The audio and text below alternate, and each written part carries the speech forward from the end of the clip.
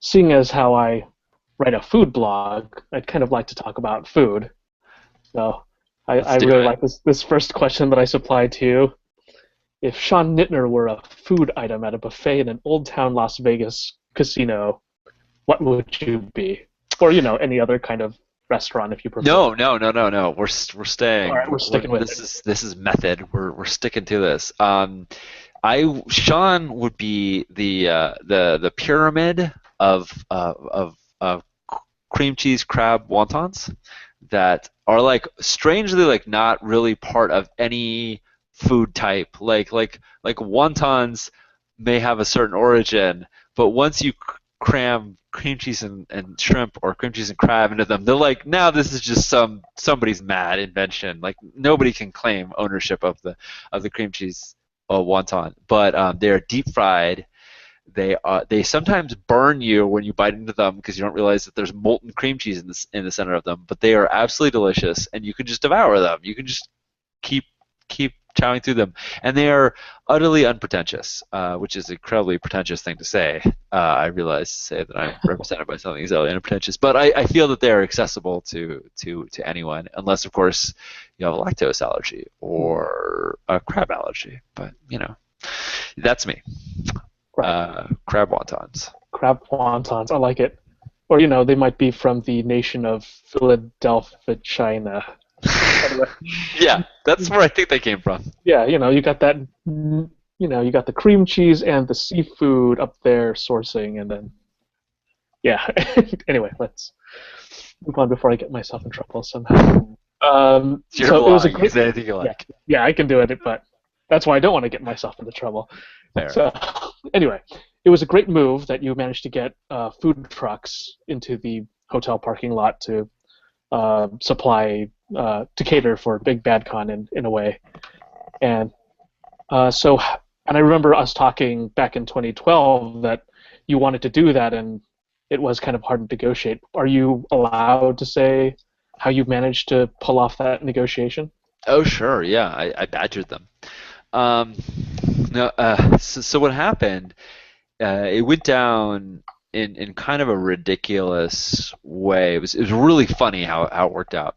Uh, I've been asking for food trucks since the first year, and they said no, absolutely not. You have to go through our catering services. So I kept looking at their catering services, and they just were utterly in, for our size con, it was ridiculous. It would completely bankrupt the con. So I couldn't do that, and I kept trying to get them to offer something. Can you offer a cart that has cold items? What can I bring in anything? No, you can't bring in anything. So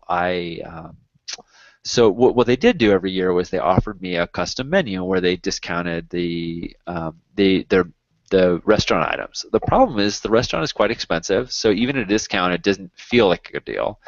It's extremely slow, and the service was really bad. And every year I told them this. I said, "Your service is terrible. I mean, it's slow, but it's also rude, and it's a major problem when there's an hour between games, and people can't get their food in an hour."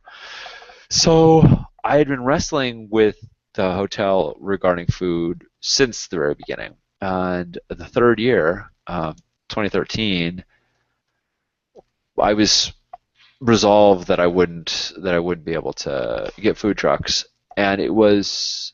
I even looked at the neighboring property. There's a big dirt lot right next to the hotel, Mhm. and I looked at the neighboring property to see if I could get a food truck to park off the side, like drive up on the sidewalk and then into the dirt before you get to the little fence and park there. And I got one food truck that said they would do it.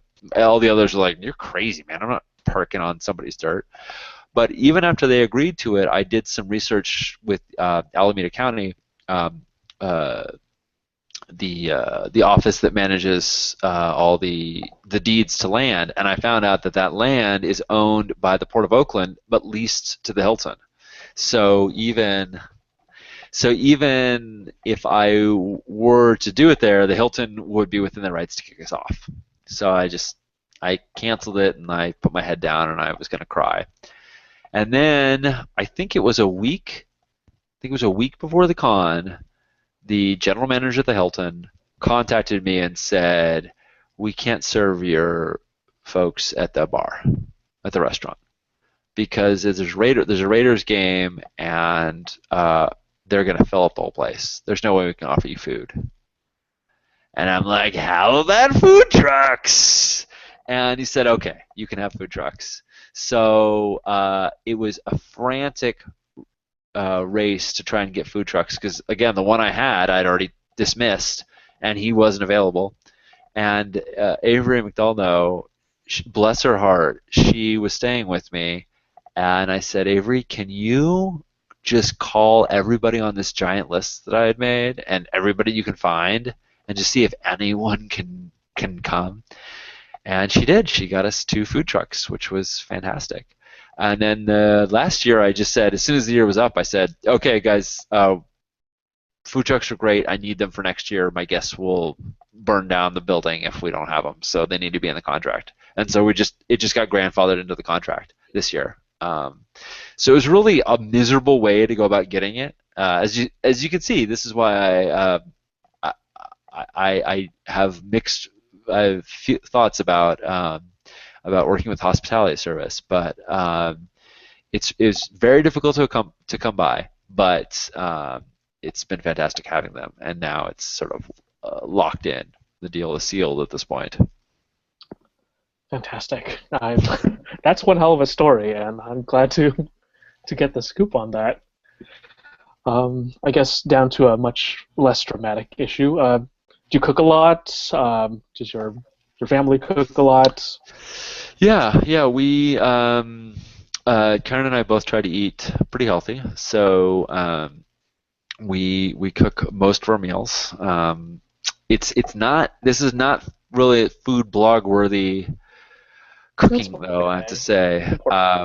In the mornings, we cook our lunches, which are generally boiled chicken and vegetables. Pretty darn exciting. Sometimes we put a little pesto on the chicken. Sometimes a time it has soy sauce.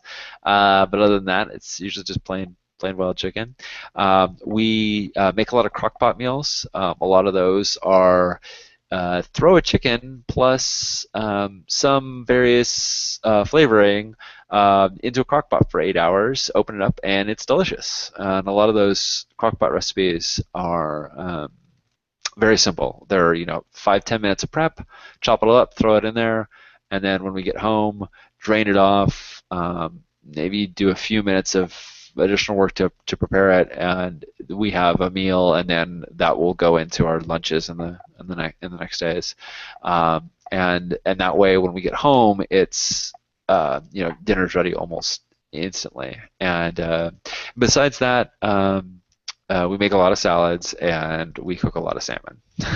And our salmon recipes are bake it in lemon juice under tin foil, or bake it with basil leaves on top and a little bit of honey poured onto it.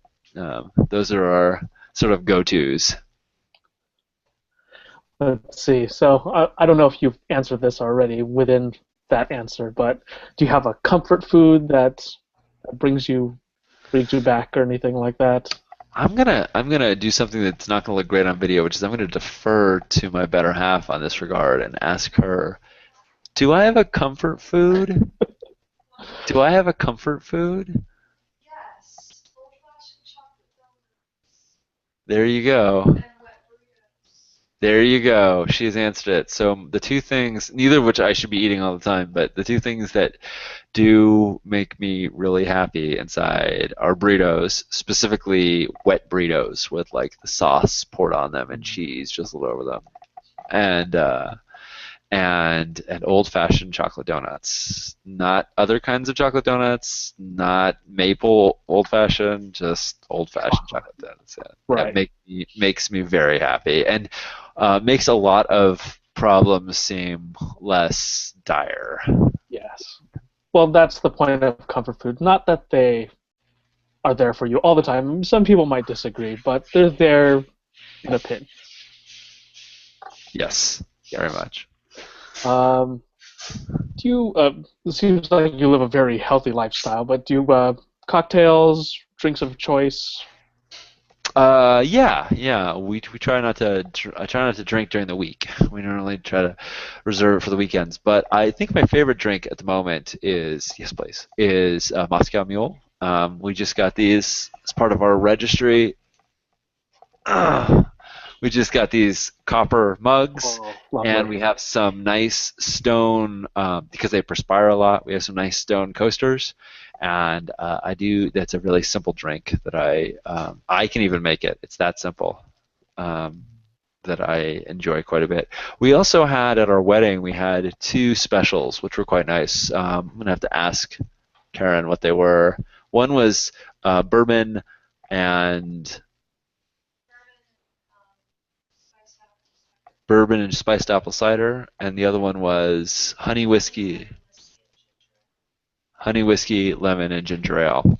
And both of those, although we don't make them all the time, both of those are quite nice. And, right now, I'm going to be even worse, and I'm going to drink some sparkling water. 1 second, because my Okay. throat is super parched.